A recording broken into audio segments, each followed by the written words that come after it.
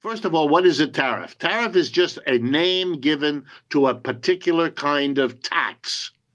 It's a tax that is applied when an object is produced outside the United States but brought inside to be sold.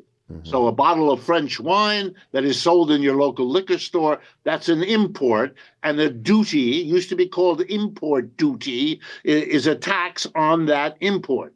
So first of all, enjoy with me that a Republican leader, that's the party that has been anti-tax all its life, is now proposing an enormous tax, but hopes that you won't notice it by calling it a tariff. So here's how it goes. Mr. Trump has variously suggested he's going to throw a tariff against everybody.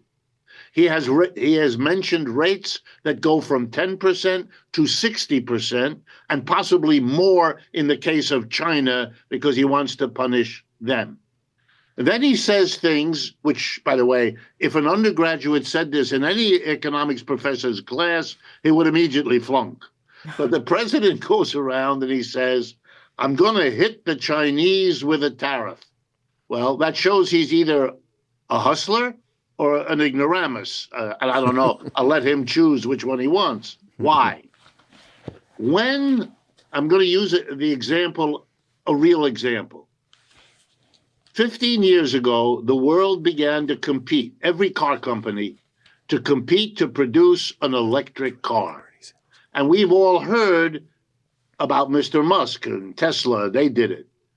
But the best car, the best electric car and truck in the world today, best quality and also the lowest price, is a electric vehicle produced in China and by a corporation whose name you will learn, even though you never heard of it. It's called the BYD Corporation.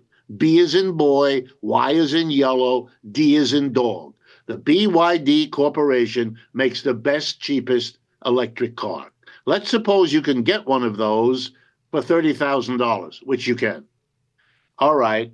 If there's a tariff and you're an American and you want to buy one, you would have to come up with first $30,000 that go to China to pay for the car.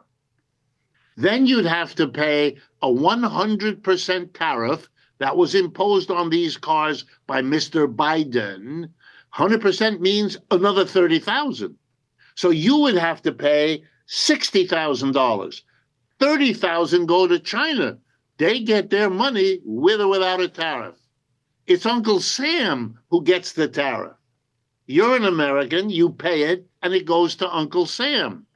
But because of that, you're not going to buy a Chinese car because it's 60 grand for you. You're going to buy a less good car made by Ford or Tesla or GM or whoever you buy it from. They're going to charge you, say, 50 grand. Not what you ought to pay. But at least it's less than the 60, which you would have to. That's how it works. Right. And here's the irony. It'll make the inflation in this country go crazy, which is why he can't do it. Because the price of everything will go up. I mean, in the morning, you have a cup of coffee.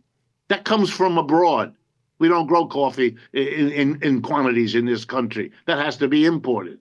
You put sugar in it. That has to be imported also. Okay, get ready for $25 lattes in the morning. That's going to hurt.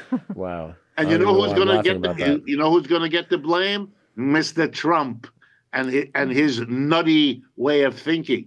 You can't do it, but it is a wonderful.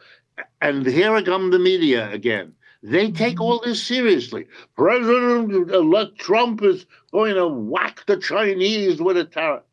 It's all nutty. This is Madison Avenue advertising gone crazy, distracting people from all the real issues that are changing and threatening their lives.